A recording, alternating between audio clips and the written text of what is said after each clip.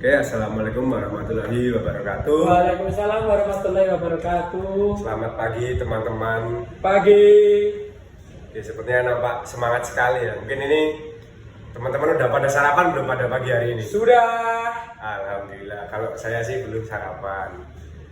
Nah, sebelum memulai pelajaran pada pagi hari ini, ada baiknya kita berdoa terlebih dahulu supaya materi yang saya sampaikan pada pagi hari ini dapat bermanfaat bagi kehidupan kita berkelanjutan pada kemudian hari ini. Oke, ambil posisi berdoa dipersilakan.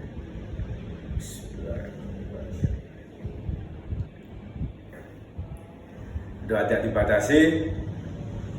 Oke, mungkin seperti yang sudah saya sampaikan tadi sebelum kita mulai kelas di WhatsApp group.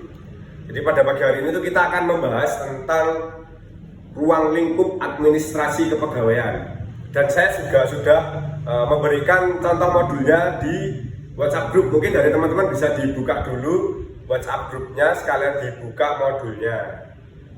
Itu terdapat pada halaman 1 bab 1, yaitu ruang lingkup administrasi kepegawaian, dengan kompetensi dasar memahami administrasi kepegawaian dan melakukan pengelompokan administrasi kepegawaian.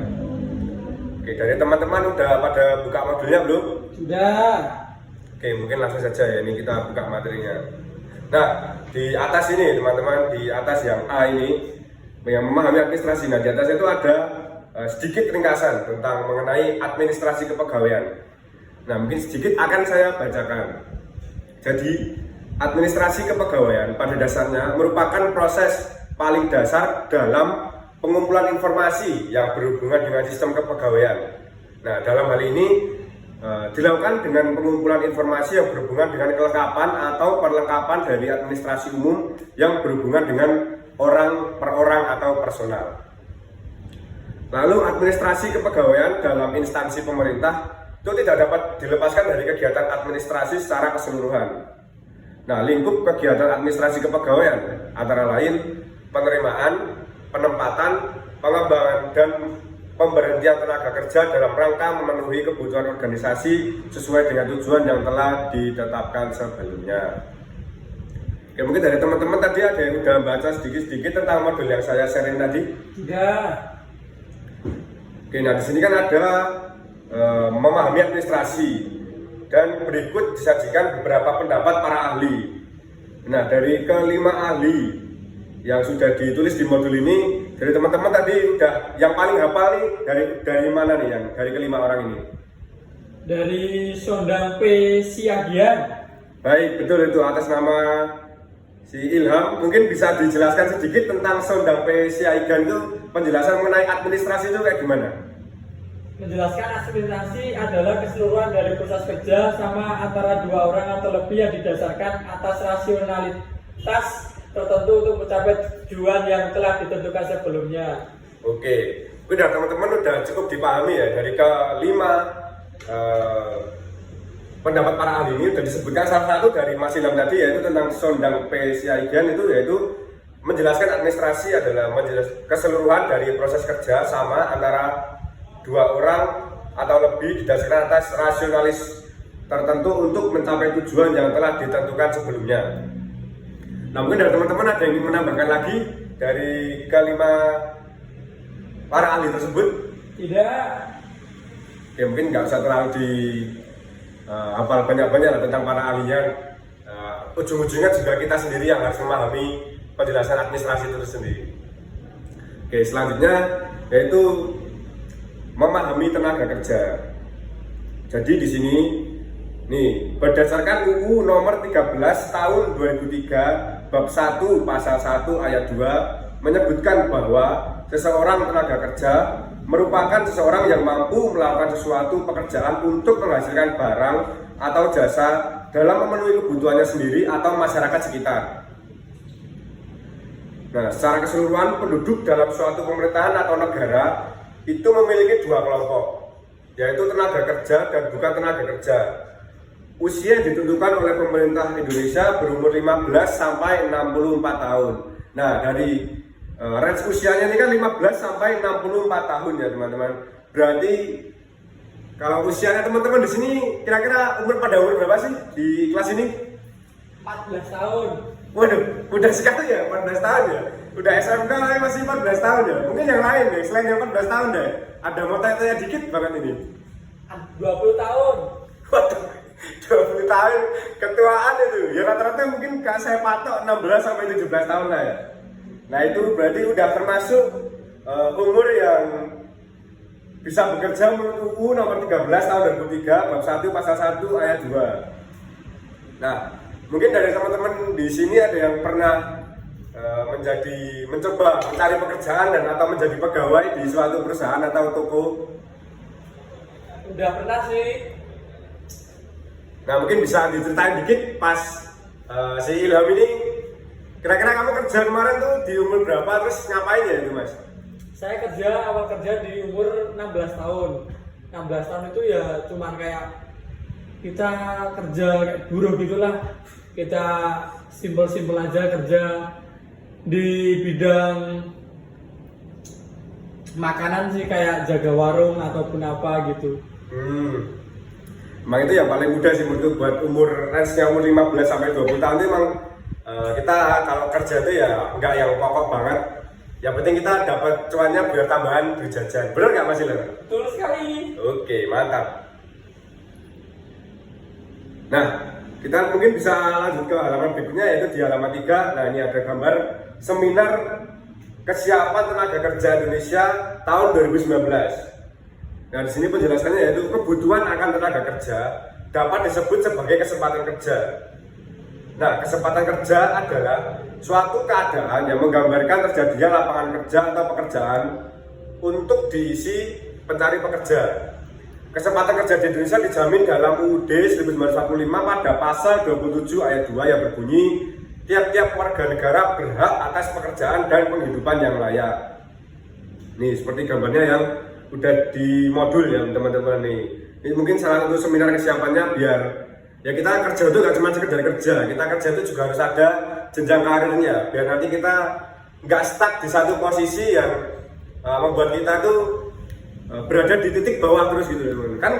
Dari teman-teman nggak mau kan kalau masa dari dulu jaga toko terus, nggak mau jadi bos. Nah ini gunanya seminar itu kurang lebih seperti ini yang saya ngerti. Nah terus ini yang ketiga yaitu memahami pegawai. Mungkin dari Mas Ilham bisa dibacakan tentang ini yang pasal 3 Undang-Undang nomor 8 tahun 1974. Bisa banget. Di pasal 3 Undang-Undang nomor 8 tahun 1974 menyatakan bahwa pegawai negeri adalah unsur aparatur negara, abdi negara dan masyarakat yang penuh kesetiaan dan ketaatan kepada Pancasila. Undang-Undang Dasar 1945, Negara, Pemerintah, dan Pembangunan. Nah, sudah disebutin sedikit itu dari penjelasan dari Mas Ilham. Jadi menurut Undang-Undang nomor 5 tahun 2015 tentang aparatur sipil negara disebut bahwa aparatur sipil negara yang selanjutnya disingkat ASN adalah profesi bagi pegawai negeri sipil dan pegawai pemerintah dengan perjanjian kerja yang bekerja pada instansi pemerintahan. Nah mungkin teman-teman nggak asing ya dengan ASN atau aparatur sipil negara. Itu mungkin dulu kan orang-orang yang punya tuh apa ya, PNS. Nah mungkin di sini dari teman-teman ada nggak ya ketuanya lagi, bapaknya yang menjadi PNS atau mungkin orang tuanya yang menjadi PNS atau bekerja di bawah pemerintahan langsung? Tidak ada. Waduh, pada kurang orang dalam ternyata. Oke, nah di sini saya jelasin juga tingkatannya yaitu nomor 1 itu aparatur negara. Nah aparatur negara itu nanti kayak indeksnya itu bakal turun itu menjadi aparatur sipil negara yang di bawahnya menjadi PNS atau PPK atau ada juga yang menjadi TNI atau Polri. Oke, next. Lalu selanjutnya itu ada memahami administrasi kepegawaian. Sini saya jelasin dikit lagi. Administrasi kepegawaian pada dasarnya adalah proses yang paling dasar dalam pengumpulan informasi berhubungan dengan sistem kepegawaian. Nah, dalam hal ini dilakukan dengan pengumpulan informasi yang berhubungan dengan kelengkapan atau perlengkapan dari administrasi umum yang berhubungan secara personal atau kepegawaian dapat dirumuskan sebagai berikut. Ini ada 4 perumusannya dari administrasi kepegawaian. Yang pertama itu sebagai ilmu yang intinya itu mempelajari segenap proses penggunaan tenaga manusia sejak penerimaan hingga pemberhentian pekerjaan tersebut. Lalu yang kedua itu sebagai proses, yaitu sebagai proses penyelenggara politik kepegawaian atau kebijakan politik pegawai atau program kerja atau tujuan yang berhubungan dengan tenaga kerja manusia yang digunakan dalam usaha kerjasama untuk mencapai tujuan tertentu. Lalu sebagai fungsi yang meliputi yang pertama yaitu merumuskan tujuan dan sasaran pokok kebijakan serta menyusun organisasi untuk menyelenggarakan pelaksanaan tujuan dan sasaran pokok dari kebijakan pemerintahan atau politik tersebut. Lalu yang terakhir yaitu adalah sebagai seni. Nah, siapa bilang yang bekerja sebagai administrasi pegawai itu nggak ada seninya? Kita buktikan memilih pegawai baru dan menggunakan pegawai-pegawai lama dengan cara sedemikian rupa sehingga dari segenap tenaga kerja manusia tersebut diperoleh hasil dan jasa maksimal, baik mengenai jumlah maupun mutunya. Menurut Sondang P yang sudah dijelaskan dari Mas Ilham tadi, administrasi kepegawaian adalah keseluruhan proses kerjasama antara 2 orang atau lebih yang didasarkan atas rasionalis tertentu untuk mencapai tujuan yang telah ditentukan sebelumnya. Nah, jadi inti dari penjelasan yang seni bahasan ini, cara kita memilih pegawai dan apa yang dihasilkan oleh pegawai tersebut itu akan menghasilkan suatu hasil karya atau yang bisa disebut dengan seni. Gitu teman-teman. Oke, mungkin sampai sini ya, udah pada paham kan ya?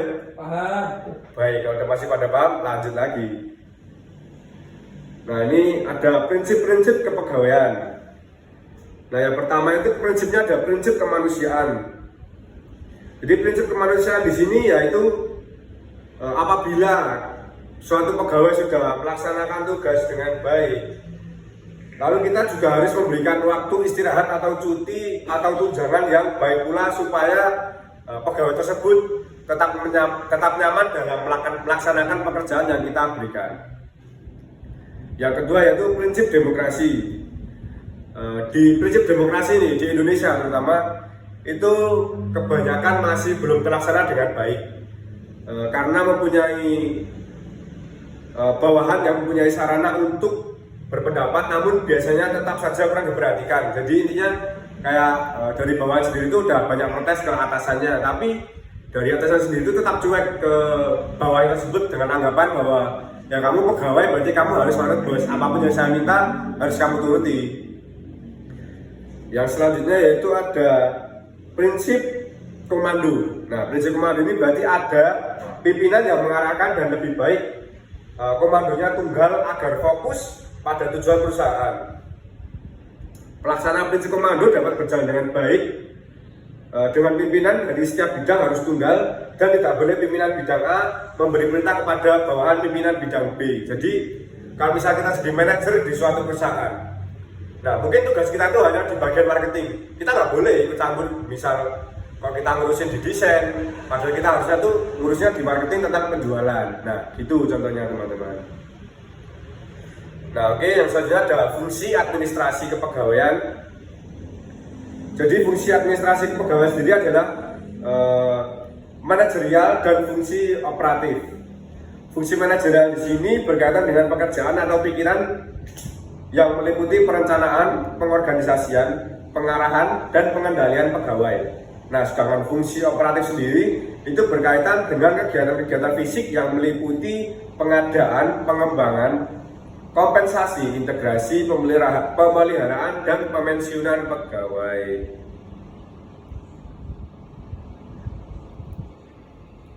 Nah, di sini itu ada disebutkan juga ada fungsi umum kepegawaian yang kurang lebih sama dengan fungsi administrasi kepegawaian yang bisa teman-teman cek di modul.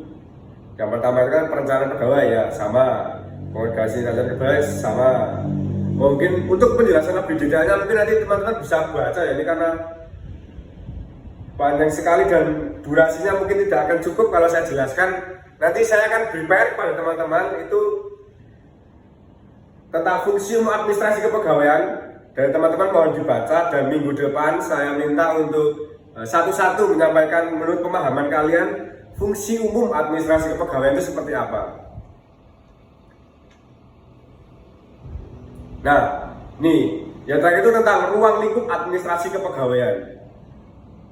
Di dalam administrasi kepegawaian instansi pemerintah itu tidak dapat lepas dari kegiatan administrasi secara keseluruhan. Nah, antara ruang lingkup dan perseorangannya itu tetap harus diatur oleh pemerintah tersebut.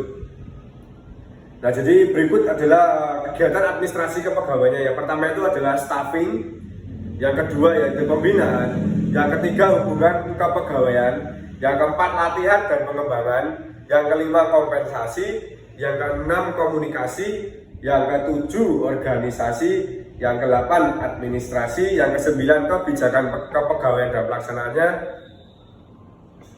serta yang ke-10 yaitu adalah tinjauan. Nah, mungkin dari 10 kegiatan administrasi kepegawaian tersebut, mungkin dari teman-teman ada yang bingung, biar aku jelasin saja itu. Kalau soalnya ini kan udah ada penjelasan sedikit, jadi mungkin dari teman-teman bisa dibaca mandiri lah. Mungkin dari teman-teman ada yang bingung dari ke-10 butir poin ini. Yang organisasi. Nah, oke, organisasi. Oke, kita baca dulu penjelasannya. Kegiatan organisasi di sini adalah kegiatan yang meliputi penyusunan struktur organisasi atau penggunaan sarana organisasi formal dan informal dan mengatasi akibat yang ditimbulkan dari perubahan organisasi. Nah, organisasi di sini tuh berarti kita ibaratkan itu sebagai pegawai. Pegawai di sini itu hanya satu orang. Namun pegawai yang kita kumpulkan atau kita bentuk menjadi suatu kelompok yang lebih dari satu anggotanya, itu akan menjadi sebuah organisasi dalam suatu perusahaan tersebut. Seperti misalnya di dalam perusahaan A kita membutuhkan bendahara dan sekretaris yang berjumlah sekitar 4 orang. Nah, kita kan otomatis harus mencari 4 orang tersebut. Nah, apabila 4 orang tersebut itu udah kita temukan, jadi kita juga harus meresmikan bahwa sebagai sekretaris dan bendahara mereka juga termasuk dalam organisasi sekretaris bendahara dalam perusahaan A tersebut. Ini sudah cukup dipahami dari teman-teman penjelasan singkat saya mengenai organisasi? Cukup. Oke, mungkin karena waktunya udah mepet banget, takutnya nanti nggak sampai kalau saya ngasih tugas. Udah panik tuh. Dan lihat tugasnya udah biar. Oke, jadi tugas saya itu nggak cuma 1, 2, bahkan 3. Yang pertama itu tadi, jangan lupa dibaca ya. Fungsi umum administrasi kepegawaian. Minggu depan nanti presentasi satu-satu. Untuk tugas yang kedua dan ketiga itu mudah. Kelompok. Nah, ini jadi yang pertama tugasnya yaitu mudah banget yang ini. Tugas kelompoknya mudah sekali. Jadi teman-teman tinggal bentuk kelompok maksimal 4 orang satu kelompoknya. Nah, lalu buatlah, nah ini tugas yang utama ini, buatlah laporan tentang hasil diskusi dari pembahasan kita pagi hari ini. Oke, sudah cukup dipahami? Cukup. Nah, mungkin nanti kalau ada yang masih bingung sama tugas yang sudah saya berikan tadi, mungkin bisa langsung WA saya by PJ atau ditanyakan di grup WA saja.